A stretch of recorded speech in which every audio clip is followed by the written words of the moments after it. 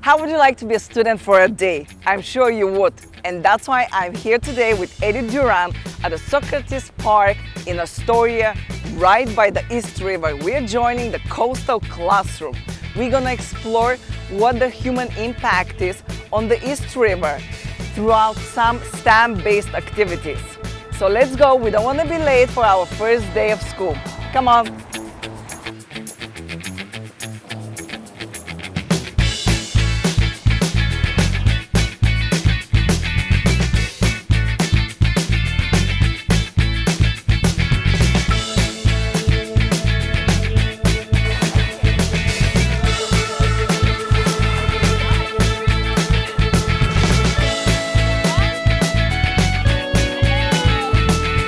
That is the starboard side. Let's go ahead and turn the boat around by rowing on the starboard side. This is our coastal classroom program, and at City Parks Foundation, our mission is to help New Yorkers to understand the resources of their parks and to get them into their parks. And Coastal Classroom is a unique program because we are teaching young people about shoreline parks in New York City. And so this is one of our shorelines, Hallett's Cove, and we partner with the Socrates Sculpture Park and get kids out to the shoreline to understand what is the ecosystem of the shoreline, what are the organisms, the animals and plants that live there, and how can kids understand them and even help to steward them. So get excited. You will all get a chance to row, and hopefully by the end of today, you guys will learn the parts of the boats, the size of the boats, and everything like that, and the terminology. Emily, you're the program manager, and I see some boats on the grass. What is going on? So today we have our coastal classroom group, and it's our first day of rowing. So we're actually getting our group into the East River.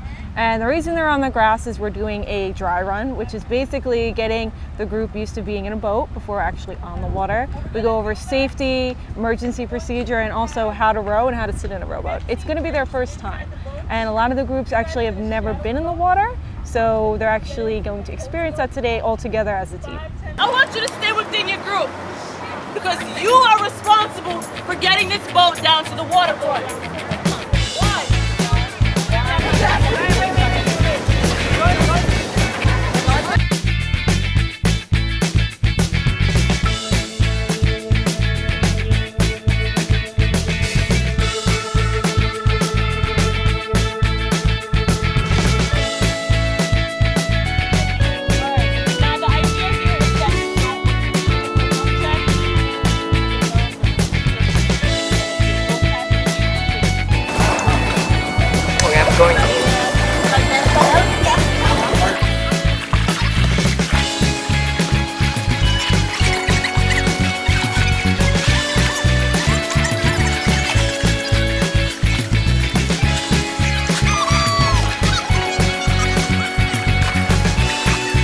We have 5 all-girls public schools in New York City that we founded, 2 of which are in Queens. The one that we're here with today is the Young Women's Leadership School of Queens. This was our second school that we founded in New York. And this summer, we have an Explorers program, which is all about getting girls outside of their school and their neighborhoods and exploring the city. It's all about risk-taking and leadership development. And so we have a program where we're actually sending our students on 4 different days to Hallett's Cove through the Coastal Classroom program. Is that your first time on a boat? No, I went last week, but I've never done this before, like out. We were close to the shore. So you work as a team, always in concert, always together. That's how you get somewhere in a boat. Beautiful, you're doing wonderfully. All right, Cynthia, you pull on your side, on the port side. Yes, all right. Yes, that's it. You see how that turns the boat? So she's pulling on the port side. Which direction is the boat turning toward?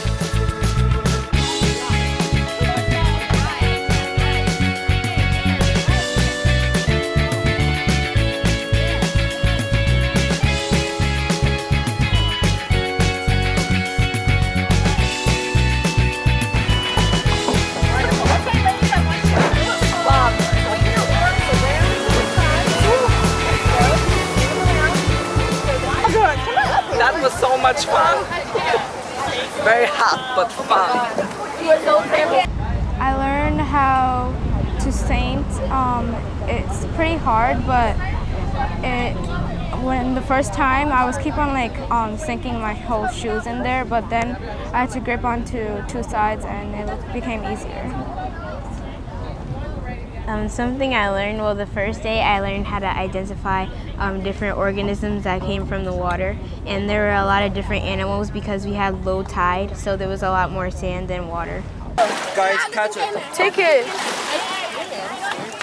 Grab them. Who wants me to hold? Who wants me to catch it? Hold this. You had This is called a seine net, and it's a form of fishing, but not with fishing rods or anything like that. So basically, what we'll do is we'll take 2 people out at a time, and we'll bring the kids out, and then we'll bring the net back in, and whatever we catch, we'll put the organisms in a bucket. We'll bring them back over to the fish ID station, which is over there, and then we'll have the kids explain what they caught, what the organism does in this ecosystem and stuff like that. Caught a fish? That's cool. All right, will you show me if you catch anything? Okay. What's the word you said? turbidity. Turbidity. Oh, turbidity. What does that mean? It is the 12 Explorers Camp is a 3-week program, and every day is a different opportunity for students to have an adventure, take positive risks, and to demonstrate leadership skills, because we are a leadership school. This summer we have a partnership with the City Parks Foundation. That's why we're here today at Coastal Classroom, where the girls are learning more about ecosystems, but mainly they are learning that girls can do anything, especially when it comes to STEM. One of the things that's really important to us at TWILS, we call ourselves TWILS, that's the acronym for the Young Women's Leadership School. But one of the things that's most important to us is that we provide girls with opportunities to be involved in STEM. Because when it comes to opportunities for women in science and technology, engineering, math, there's not many women who do that. And it's dangerous for our girls because they look into the future, and many of our girls don't realize that these opportunities actually exist for them. They believe that they're for men, and we empower our girls to see that they can get in the water wearing waders, they can row a boat. Last week we were here, this is our second visit, and it may seem like a small risk, but a student picked up a snail out of the water.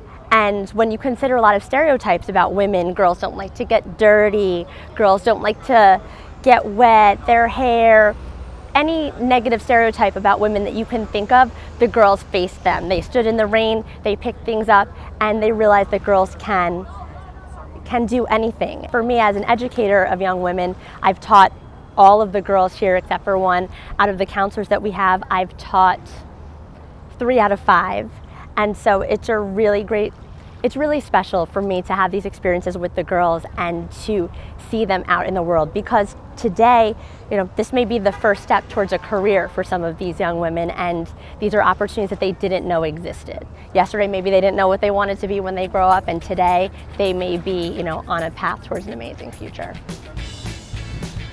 How was that? Oh my God, not only fun, but also educational. Now, if you know other activities like that throughout the borough of Queens, shoot me an email at luchia@qptv.org, and me and Eddie will come and cover it. That was for today's episode on Around Queens, and I'm your host, Luchia Dragosh. See you next time. Bye.